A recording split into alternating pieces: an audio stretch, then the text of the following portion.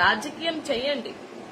రాజకీయం ఎవరెవరు స్వలాభాల కోసం ఎవరైనా రాజకీయం చేసుకోండి, నష్టం ఏం లేదు.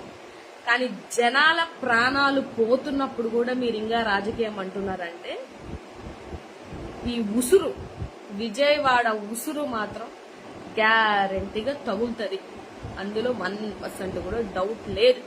ఎందుకంటే వాళ్ళ బాధ, వాళ్ళ రోద, వాళ్ళ ఏడుపులు, అసలు ఒక్కొక్క స్టోరీస్ చూస్తుంటే ఎంత బాధేస్తుందో.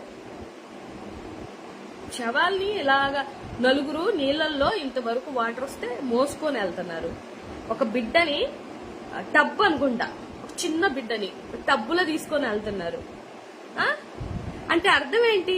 అక్కడికి సహాయం అందినట్ట లేనట్ట? పోనీ అది కూడా షో ఆఫ్ కోసం పట్టుకెళ్తున్నారంటారా? కాదు కదా.